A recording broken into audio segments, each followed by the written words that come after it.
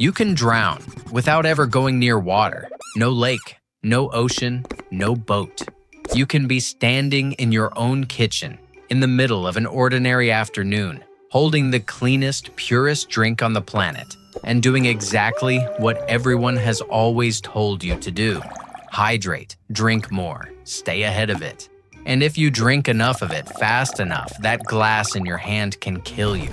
Not by choking, not by poison, by swelling your brain until it is crushed against the inside of your own skull. It sounds impossible because water is supposed to be the one thing that saves you. Every organ you have depends on it. Your blood carries it. Your cells are built around it. You lose it with every breath you exhale, every drop of sweat, every trip to the bathroom. So the advice never stops coming. Drink more. Carry a bottle. Get ahead of your thirst. And almost all of that advice is fine. Until the moment it isn't. Because your body is not a tank that gets healthier every time you pour more into it. It is a chemical system held together by a balance so fine that it is measured in tiny fractions and defended every second of your life. And the substance that quietly guards that balance is not water at all. It's salt, not the shaker on your kitchen table. Sodium, an electrically charged mineral dissolved in your blood and in the fluid bathing nearly every cell in your body. It lets your nerves fire. It lets your muscles contract. And, above all, it decides where water is allowed to go. Sodium sits outside your cells, holding the line. Other chemicals sit inside, pulling back. And between the two, there is a border, a razor-thin equilibrium that your brain depends on in every single second of your life, without ever telling you.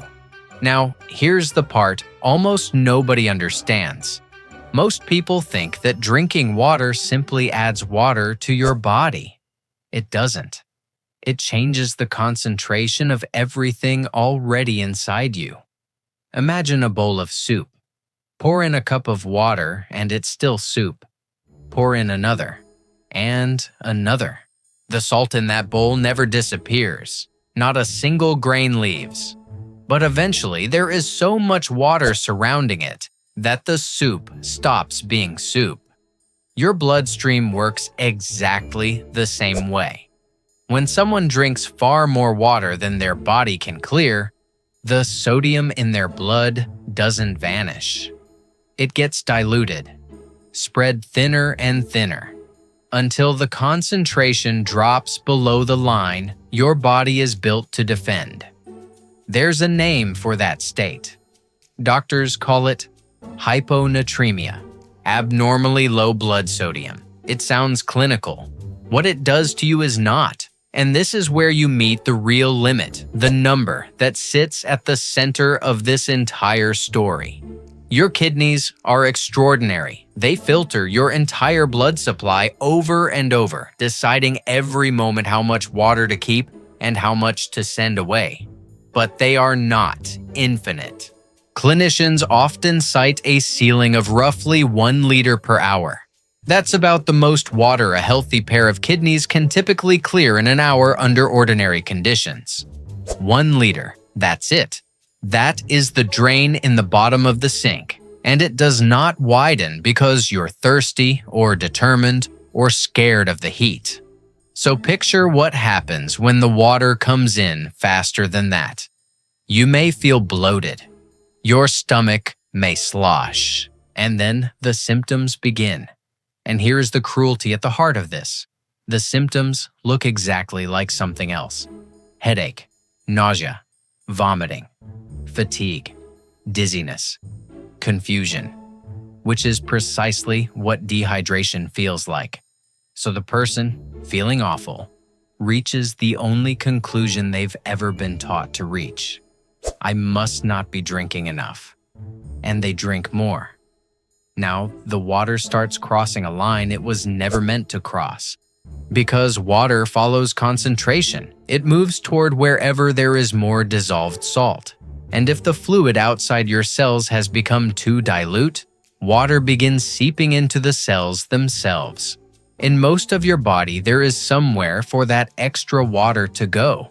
Your skin can stretch, your muscles have room, but your brain is sealed inside a rigid box of bone. There is no spare room in there, none. So as your brain cells drink in that water and begin to swell, the pressure inside your skull starts to climb. It begins as a pounding headache, then confusion. Speech turns strange, balance falls apart, and if it goes far enough, the swelling brings on seizures, coma, permanent brain damage, respiratory failure, and death. The very liquid that keeps you alive becomes the force pressing your brain against bone. This is water intoxication. And before you look at your water bottle in horror, understand this clearly. It is rare in ordinary life. You are not in danger from the extra glass you had with lunch. This is almost always about volume and speed. Enormous amounts, forced down in a short window, usually while the body is already under extreme stress. But rare has never meant imaginary. And the people it kills are almost never the reckless ones. Look at the runners. Researchers took blood from 488 finishers of the Boston Marathon and published what they found in the New England Journal of Medicine. 13% of those runners crossed the line hyponatremic. 3 of them had sodium levels so catastrophically low they were in critical danger. And the strongest predictor wasn't running the furthest or sweating the hardest. It was gaining weight during the race. Think about how upside down that is. A person runs 26 miles and arrives at the finish line heavier than when they started. Not from muscle, not from food, but from water pooling inside their body, faster than their kidneys could ever pour it out. Then look at the soldiers. A medical review of military cases documented 3 deaths from overhydration, and the numbers are staggering. All of them involved drinking more than 5 liters of water, usually somewhere between 10 and 20 liters, over just a few hours. And these weren't isolated freak events.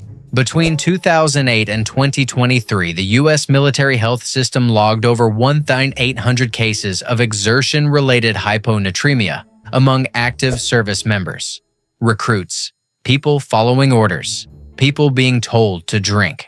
And then there was the radio contest. In 2007, a 28-year-old woman entered a competition to win a video game console for her children. The rules were simple. Drink as much water as you can and don't go to the bathroom.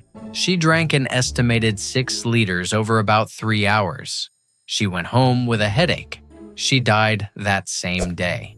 Not from anything toxic, from water. Do you see the pattern? Not one of these people was careless. The runner was disciplined, never missed a hydration station. The recruit was obedient. The mother was determined. Every single one of them was doing what they believed was the healthy thing, the responsible thing, the thing they were told to do.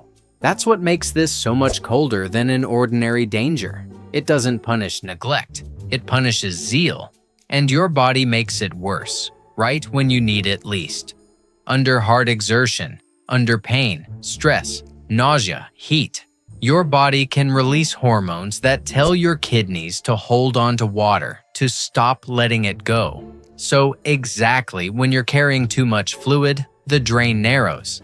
That 1 liter per hour ceiling drops even lower, and sports drinks don't rescue you either. Yes, they contain electrolytes, but they are still overwhelmingly water. Drink enough of them, past what your body can clear, and your blood sodium falls anyway. A salty flavor is not a permission slip. Here's the truth this all comes down to.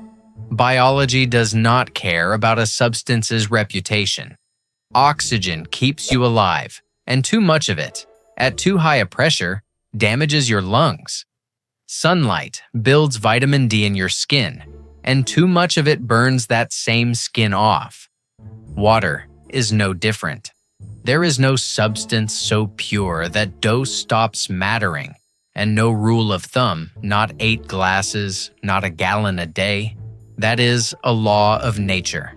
Your fluid needs shift with your size, your food, the heat, your illness, your medications. And most of the time, you already own the most effective warning system ever built for this. It's called thirst. So look again at that glass sitting on your kitchen counter. It is not poison. It is the reason you are alive, and it is one of the few things you truly cannot live without. But it is also a quiet reminder that everything inside you is a balance, thousands of them held in place every second, none of them allowed to drift too far in either direction. Water never becomes your enemy because water changed. It becomes your enemy because for a few terrible hours the balance inside you did.